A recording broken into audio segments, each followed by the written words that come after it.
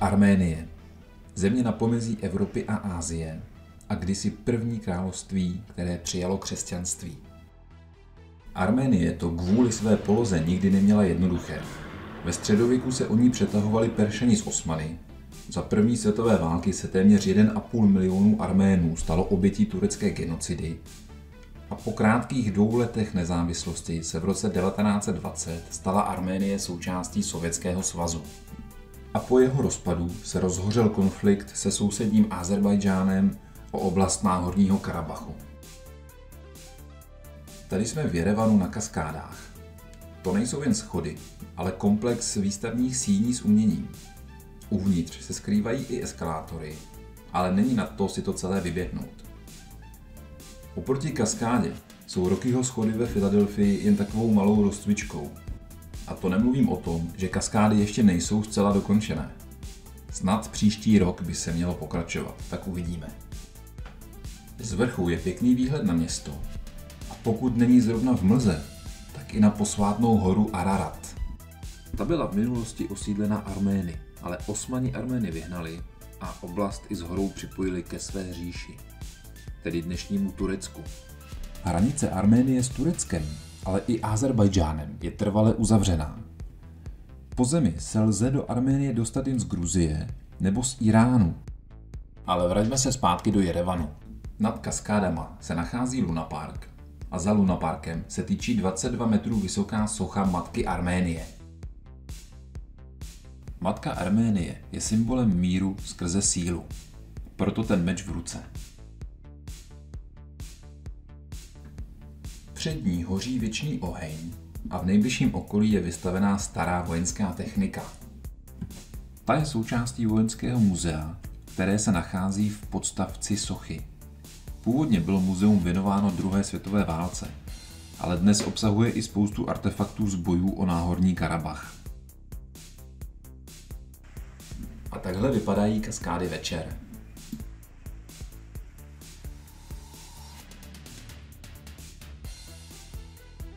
Modrá mešita je hlavní mešitou v celém Jerevanu. Její vznik se datuje do 18. století, tedy do doby nadvlády Perské říše nad Arménií. Dodnes slouží šítům, tedy hlavně Iráncům žijícím v Jerevanu, k modlitbám.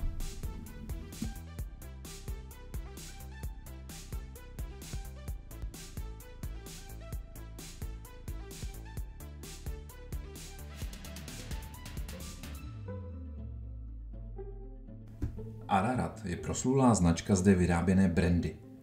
Do závodu je možné jít i na exkurzi. Tak jako posvátná hora, ani likérka již nepatří Arméncům.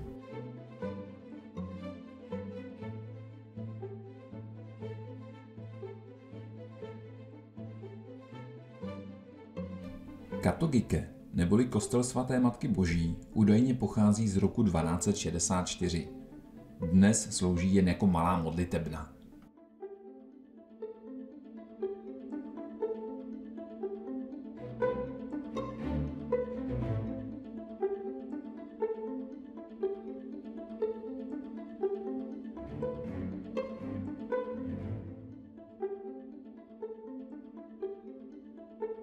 Centrem Jerevanu je náměstí Republiky.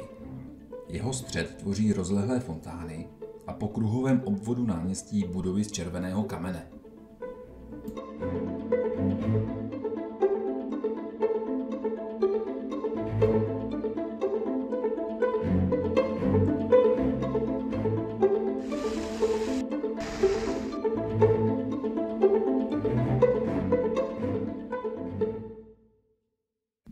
A večer se pak z obyčejné fontány stanou barevné zpívající fontány.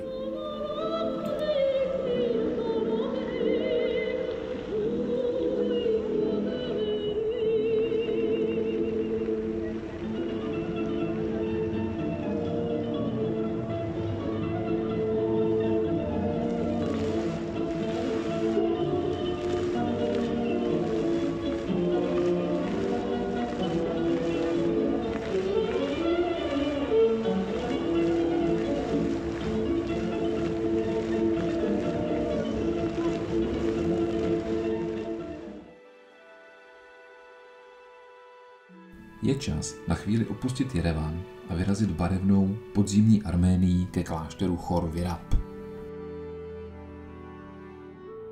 Právě toto místo má největší zásluhu na tom, že Arménie jako první země na světě přijala křesťanství.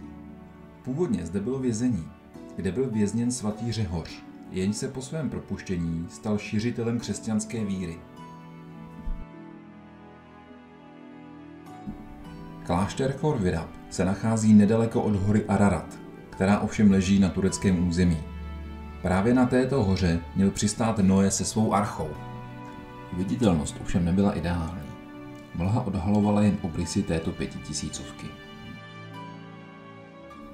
Turecko-arménská hranice je dlouhodobě uzavřena. Kdo by si tak chtěl na Ararat vystoupat, musel by z Arménie přijet do Gruzie a z Gruzie do Turecka.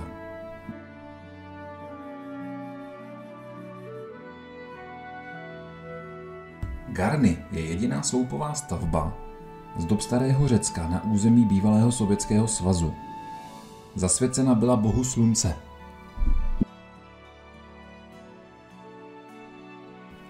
Chrám byl ve středověku zničen zemětřesením, ale po pár letech od jeho zřícení byl znovu vystavěn. Garny stojí na skalním výběžku, obklopen ze 3 stran vysokými útesy.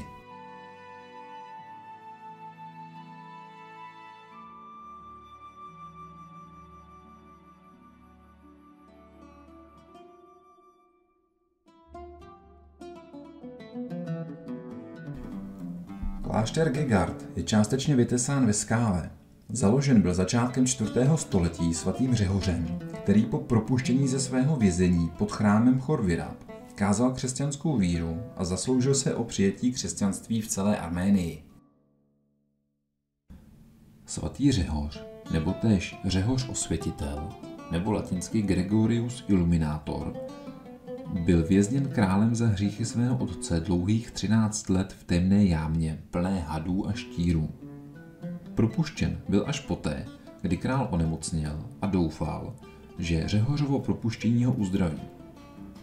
Což se samozřejmě zázračně stalo.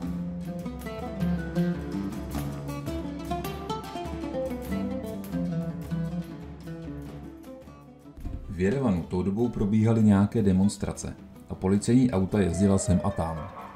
Nás může těšit, že i arménská policie používá škodovky. A navíc mluvící. Naše hostelová česko-francouzsko-indická společnost měla z balkónu z našeho ubytování vše pod kontrolou. A jako každý večer strávený v Jerevanu jsme si užívali dobrého jídla a pití. Tohle už je ale autobusové nádraží před odjezdem do Gruzie. A z Gruzie zpátky do Čech.